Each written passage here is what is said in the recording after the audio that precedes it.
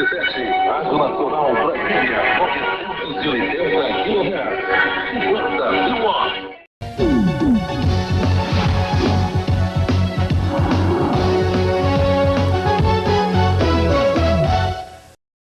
A campanha do agasalho, realizada pela TV Princesa em parceria com a empresa Alares, chega ao fim com o sentimento de missão cumprida. Durante pouco mais de 2 meses, as doações arrecadadas foram destinadas ao Centro Pop, unidade pública que acolhe pessoas em situação de rua, além de outras instituições. A iniciativa contribui para aquecer o inverno de quem mais precisa.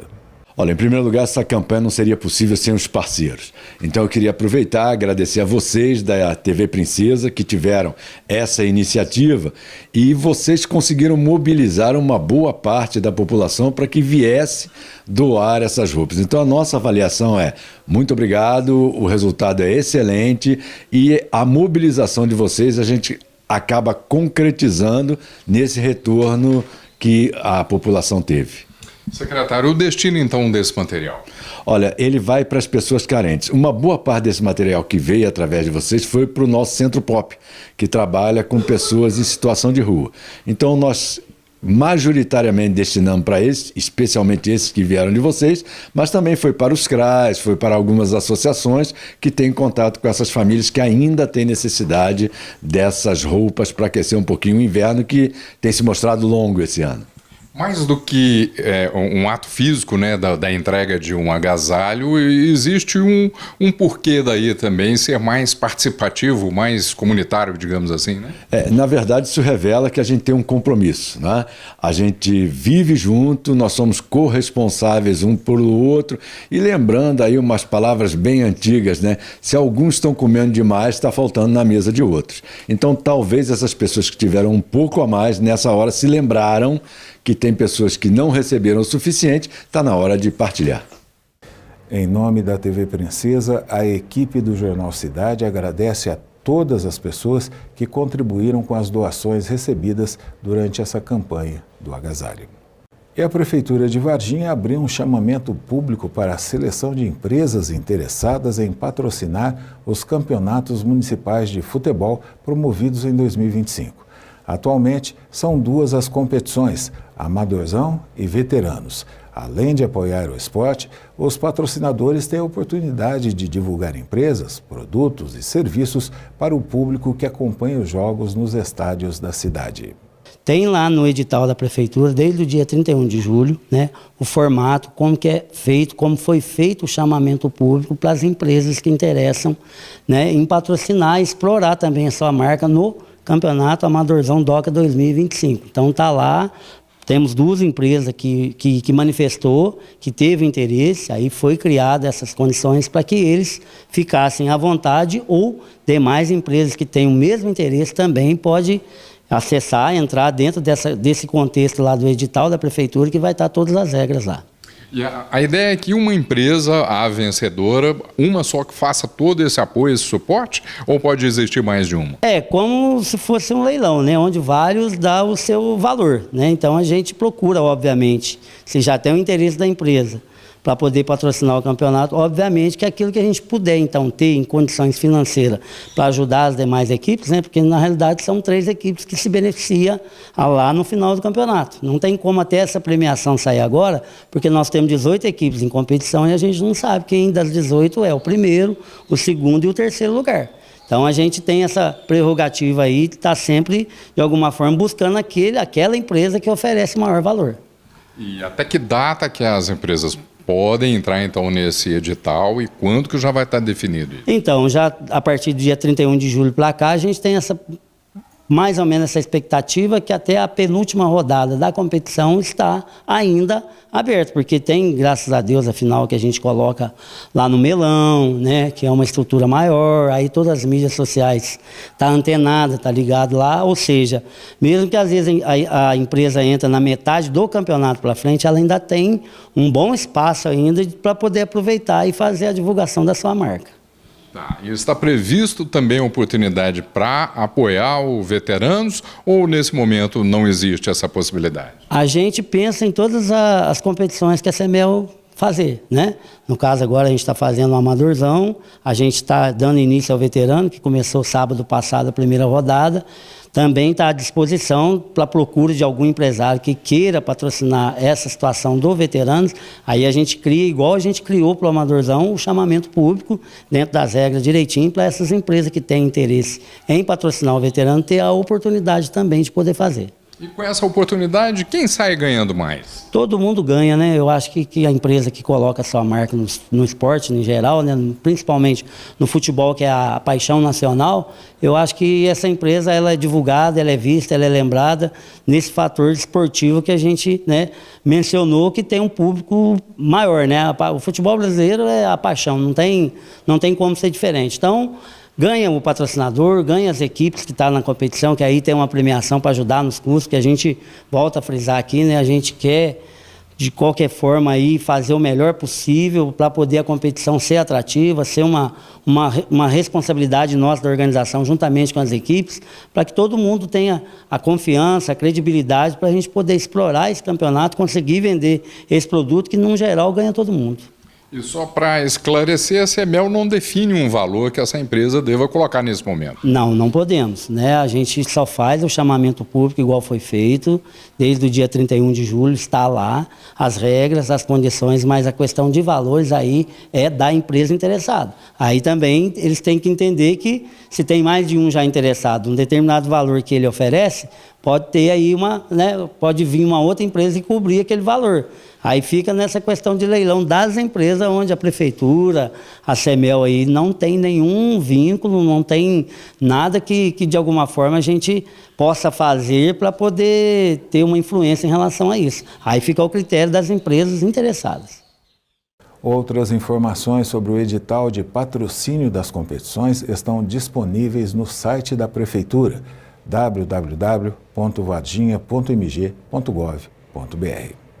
E na Secretaria Municipal de Educação, o ano letivo de 2026 já está em planejamento. Isso porque a Prefeitura de Varginha precisa se antecipar às demandas por vagas nas instituições de ensino da rede pública municipal. Para elaborar esse plano, o governo realiza o cadastramento escolar de crianças e adolescentes. Aos pais e responsáveis por esse público, a Secretaria Municipal de Educação ratifica as orientações, como destaca a Viviane Silva. A Prefeitura de Varginha, através da Secretaria Municipal de Ensino, está realizando cadastro de estudantes, né, para a rede municipal de ensino agora para o ano de 2026. Nós vamos conversar com a Maria de Penha Souza, né, Carvalho Tavares, assessora de apoio escolar, que vai dar mais informações para a gente sobre esse cadastramento. E como é que vai funcionar? Parece que vai até o dia 22 de agosto, né? Exato. O cadastro ele é destinado às crianças a partir de 4 anos, né, de idade, a completar ou completos até 31 de março de 2026. Então, é a partir do pré até o 5º ano do ensino fundamental. As famílias isso é para as crianças que não estão estudando ainda ou que são da rede particular e pretendem ingressar na rede pública. Também as que vêm de outras cidades também está dentro desse esquema de cadastro, né? Exatamente, né? Lembrando que não tem necessidade dos alunos que já são da rede municipal de ensino, tanto da creche quanto do ensino fundamental, não há necessidade de fazer esse cadastro porque eles já têm a vaga garantida na cidade. Aí vai até o dia 22 de agosto. Tem que ser aqui pessoalmente? Como é que faz? Tem alguma documentação já que a pessoa já pode trazer? Este ano a gente está com a novidade deles poderem fazer através de um link, né? Ele está no site da Prefeitura ou através dos cartazes que estão fixados nas escolas. Os pais precisam apresentar a certidão de nascimento da criança com o CPF. Atualmente já consta o CPF na própria certidão, né?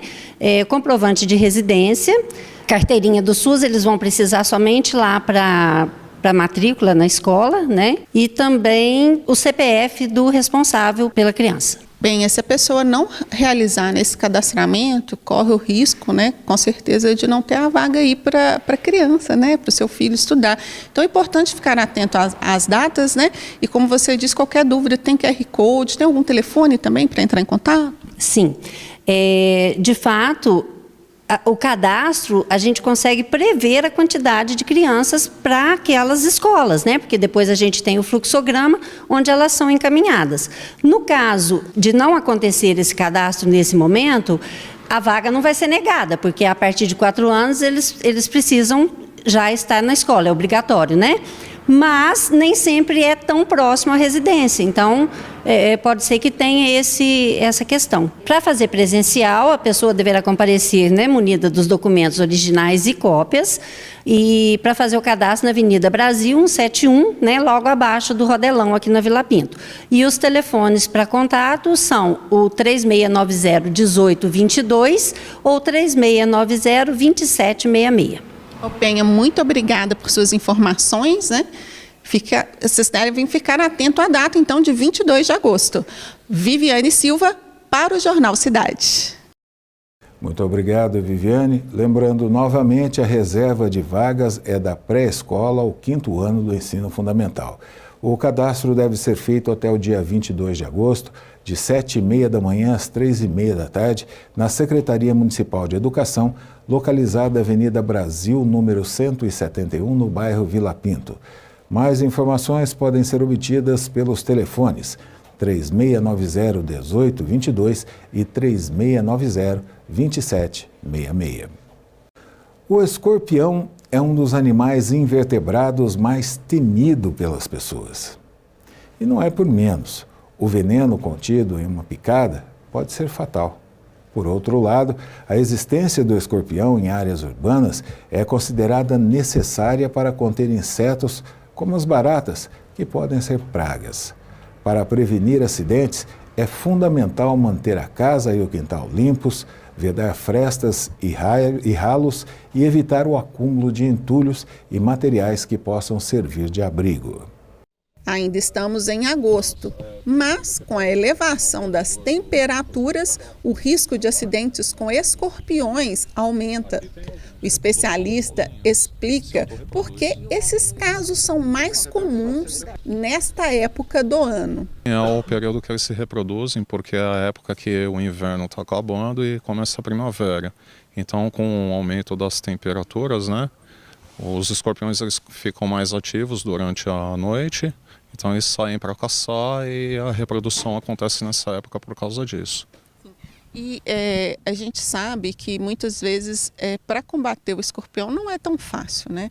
Não há um veneno, eles têm, né, um biotipo que protege também.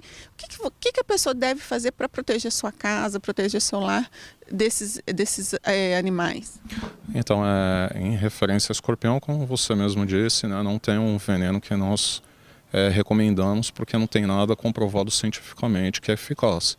Então, as medidas que nós orientamos são medidas preventivas, de ações físicas mesmo. Porque o escorpião na rede urbana está muito interligado à rede de esgoto. Porque a rede de esgoto tem um alimento para ele, né, tem um abrigo, ou seja, o principal alimento do escorpião é a barata. Então no esgoto tem um alimento forte para ele.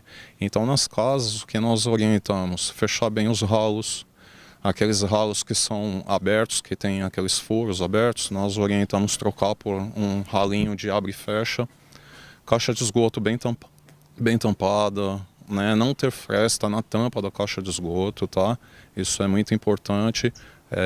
Tomar cuidado também com aqueles espelhos das saídas das tomadas, porque tem local que não tem aquele espelho, só tem a fiação saindo direto, então tem que tomar cuidado com isso também. E principalmente, né, tomar cuidado com o calçado, roupa, quando for vestir, sacudir antes, não colocar de qualquer jeito, afastar os móveis da parede pelo menos uns 10 centímetros. Né? Essas são algumas das recomendações que nós passamos. Quem tem criança pequena em casa, berço, não deixar o véu do berço relando no chão, pode servir de escada, ele pode subir pelo próprio véu do berço. Cama também, não deixar roupa da cama encostada no chão para ele também não subir. Então essas são algumas das orientações que o setor passa para evitar qualquer tipo de acidente. Não existe inseticida de eficácia comprovada contra escorpiões. E o uso de veneno pode fazê-los sair dos esconderijos, aumentando o risco de acidentes. Para evitar sua presença, é importante tomar algumas precauções. Eles saem pela rede de esgoto. Ao primeiro momento, eles vão procurar o alimento. Só que no segundo momento, eles vão procurar um local para se abrigar. Então, os principais locais que eles se abrigam são materiais de construção, madeira parada. E a gente sabe que esses locais, né, quintal, casa que tem depósito, que acumula essas coisas, pode servir de abrigo para escorpião. Então, o que nós orientamos? Fazer a limpeza do local, manter sempre limpo, organizado. Se a pessoa tiver material de construção que for utilizar, pelo menos remover do local, não deixar muito tempo parado naquele local, porque tudo isso pode servir de abrigo para o escorpião e a reprodução dele. Como a espécie que a gente tem aqui em Varginha é uma espécie que só tem a fêmea e ela se autorreproduz, pode se tornar um perigo ainda maior nas casas. Aí pode proliferar, né? Muito quando ela se reproduz. Quantos filhotes mais ou menos ali ela consegue numa ninhada? Vamos chamar de ninhada, né? No seu nome, mas deve ser uma ninhada. Então, essa reprodução dos escorpiões gera até 25 filhotes, de 20 a 25 filhotes. E ela se autorreproduz até 2 vezes por ano. Então, o único escorpião escondido no material de construção, madeira, parada, esse único escorpião ele pode gerar num ano até 50 outros escorpiões. Então, por isso que a gente recomenda manter o mais organizado e limpo possível, né? Tanto o quintal, como o depósito e também os cuidados dentro da casa.